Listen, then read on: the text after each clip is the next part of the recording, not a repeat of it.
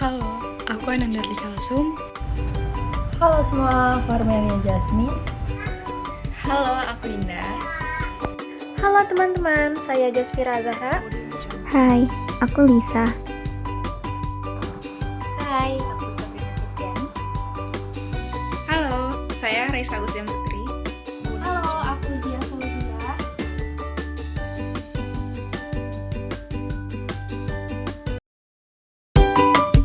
Audio Jungle. Halo teman-teman jenius. Pada video kali ini, aku akan menjelaskan ke kalian apa itu tunanetra, apa saja klasifikasinya, bagaimana karakteristiknya, dan apa saja penyebabnya. Yuk disimak videonya. Pengertian tunanetra menurut Kamus Besar Bahasa Indonesia adalah tidak dapat melihat. Dan menurut literatur berbahasa Inggris, tunanetra disebut sebagai visually handicapped atau visual impaired. Pada umumnya, orang mengira bahwa tunanetra identik dengan kebutaan. Padahal tidaklah demikian. Menurut peneliti dari Universitas Brawijaya Malang, Anita Triwidiawati, ada beragam klasifikasi pada tunanetra. Namun, pada dasarnya tunanetra dibagi menjadi dua kelompok, yaitu kurang penglihatan atau low vision dan buta total atau totally blind. Kurang penglihatan atau low vision yakni mereka yang memiliki pandangan yang kabur ketika melihat suatu objek. Sehingga untuk mengatasi permasalahan penglihatannya, penderita tunanetra jenis low vision perlu menggunakan kacamata atau kontak lensa. Sedangkan yang dimaksud dengan buta total atau totally blind, yakni mereka yang sama sekali tidak bisa menangkap rangsangan cahaya dari luar. Klasifikasi tunanetra. A. Menurut Lowenfeld, didasarkan pada waktu terjadinya 1. Tunanetra sebelum dan sejak lahir, yaitu mereka yang sama sekali tidak memiliki penglihatan. 2. Tunanetra sejak lahir atau pada usia kecil, yaitu mereka yang telah memiliki kesan serta pengalaman visual tetapi belum kuat dan mudah terlupakan. 3. Tunanetra pada usia sekolah atau beranjak remaja, yaitu mereka yang mana telah memiliki kesan visual dan meninggalkan pengaruh dalam kehidupan pribadinya. 4. Tunanetra usia lanjut, sebagian sudah sulit mengikuti latihan penyesuaian diri. 5. Tunanetra pada masa dewasa. 6. Tunanetra akibat bawaan atau partial sight bawaan. B. Klasifikasi tunanetra berdasarkan daya penglihatannya. A. Tunanetra ringan atau defective vision atau low vision. Mereka penyandang tunanetra yang mana masih dapat mengikuti program pendidikan dan mampu melakukan pekerjaan atau kegiatan yang menggunakan fungsi penglihatan. B. Tunanetra setengah berat, yaitu mereka yang kehilangan sebagian penglihatannya. Dan untuk mengatasi anak tunanetra sejenis ini, menggunakan kaca pembesar. Kemudian C, tunanetra berat atau totally blind, itu mereka yang sama sekali tidak bisa melihat. Menurut WHO, klasifikasi tunanetra berdasarkan pemeriksaan klinis. A. Tunanetra yang memiliki ketajaman penglihatan kurang dari 20/200. B. Tunanetra yang masih memiliki ketajaman penglihatan antara 20/70 sampai dengan 20/200. Menurut Hathaway, klasifikasi didasarkan dari segi pendidikan. 1. Anak yang memiliki ketajaman penglihatan 20/70. 2. Anak yang mempunyai penyimpangan penglihatan dari yang normal. Kirk mengutip klasifikasi ketunanetraan. 1. Anak yang buta total atau masih memiliki persepsi cahaya sampai dengan 2/2000, tetapi tidak dapat melihat gerakan tangan pada jarak 3 kaki di depan wajahnya. 2. Anak yang buta dengan ketajaman penglihatan sampai dengan 5/200, tidak dapat menghitung jari pada jarak 3 kaki di depan wajahnya. 3. anak yang masih bisa diharapkan berjalan sendiri, tidak dapat membaca huruf-huruf besar seperti judul pada berita koran. 4. Anak yang mampu membaca huruf-huruf besar pada koran, tetapi tidak dapat diharapkan bisa membaca huruf 14 poin atau lebih kecil. 5. Anak yang memiliki penglihatan pada batas ketajaman penglihatan 20/200 atau lebih. Pengertian tunanetra menurut Howard dan Orlansky. Tunanetra berdasarkan kelainan pada mata dibagi menjadi 3. Yang pertama, miopia. Miopia atau rabun jauh merupakan kelainan fraksi mata dengan kondisi mata tidak dapat memfokuskan cahaya pada tempat semestinya. Gejalanya yaitu kaburnya penglihatan ketika melihat benda-benda yang jauh. Penderita ini dapat terbantu dengan kacamata proyeksi lensa negatif. Yang kedua, hiperopia. Hiperopia ini orang lebih mengenal dengan sebutan mata jauh atau rabun dekat. Jenis keterbatasan ini memiliki bayangan tidak terfokus dan jatuh tepat di retina. Penglihatan menjadi jelas jika objek dalam kondisi jauh. Untuk membantu proses penglihatan pada penderita hiperopia dapat menggunakan kacamata dengan lensa positif. Kelainan hiperopia biasanya akan menurun pada keturunan berikutnya. Yang ketiga, astigmatisme. Astigmatisme merupakan kelainan penglihatan di mana mata tidak bisa memfokuskan cahaya secara merata.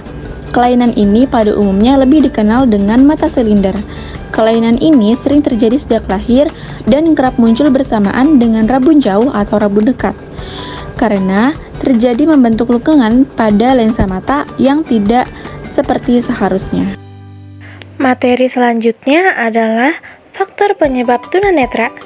Dikutip dari laman kajianpustaka.com, faktor penyebab terjadinya tunanetra pada seseorang disebabkan oleh 2 faktor, yaitu faktor endogen dan faktor eksogen.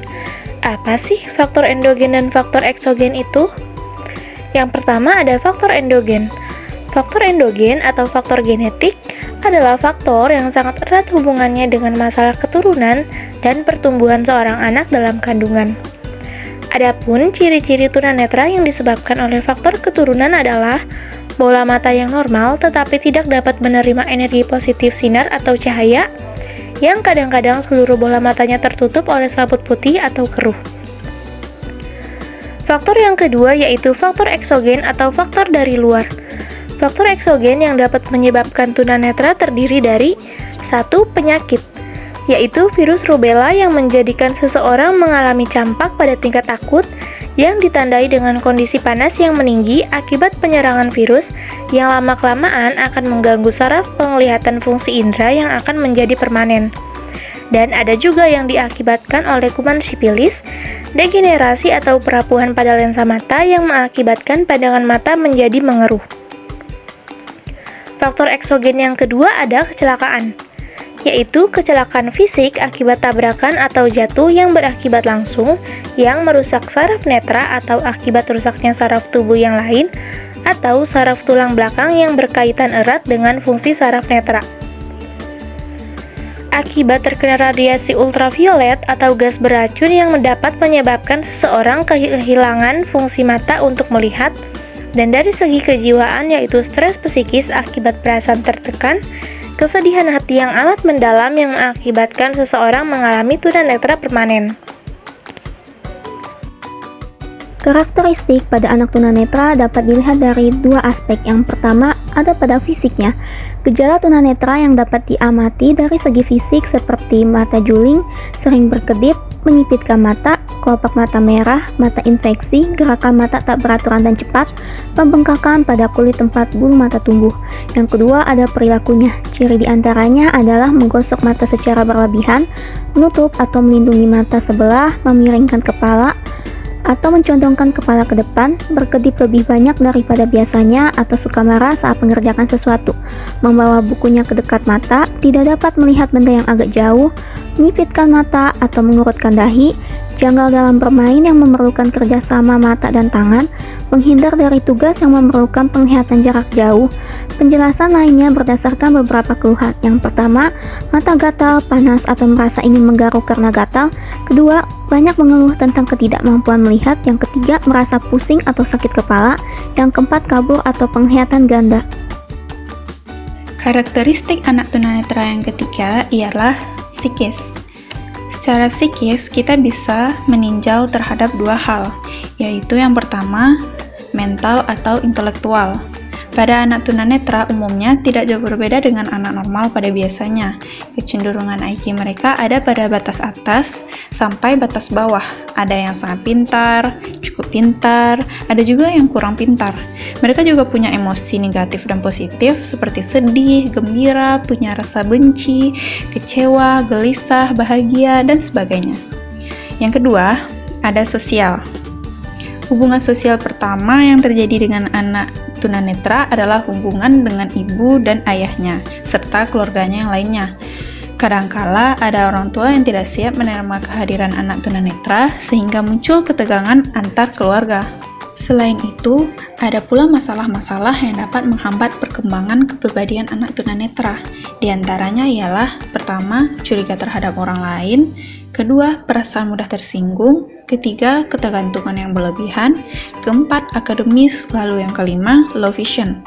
Dari low vision ini sendiri, ada beberapa ciri yang nampak pada mereka, seperti menulis dan membaca dengan jarak sangat dekat, hanya dapat membaca huruf yang berukuran besar, mata tampak lain seperti terlihat putih di bagian tengah, atau kornea yang terlihat kabur, lalu terlihat tidak menatap lurus ke depan, mengerunyutkan kening terutama di cahaya terang atau saat melihat sesuatu, lalu terlihat sulit melihat pada malam hari daripada siang hari. Selanjutnya, strategi pembelajaran bagi anak tunanetra. Yang pertama, upaya memodifikasi lingkungan agar sesuai dengan kondisi anak. Yang kedua, upaya pemanfaatan secara optimal indera lain yang masih berfungsi untuk mengimbangi kelemahan karena hilangnya fungsi penglihatan. Selanjutnya, kita beralih ke kesulitan yang dihadapi oleh teman-teman tunanetra. Yang pertama, kesulitan dalam kehidupan sehari-hari. Mereka tidak seperti kita yang dengan mudah melakukan aktivitas sehari-hari. Mereka bergantung pada orang di sekitarnya seperti mengambil pakaian, makan, dan minum. Yang kedua, kesulitan dalam hal pendidikan. Apabila mereka dibiarkan tidak mengenal atau mempelajari huruf Braille, maka mereka akan kesusahan dalam hal pendidikan, sebab membaca adalah kesulitan besar bagi penyandang tunanetra.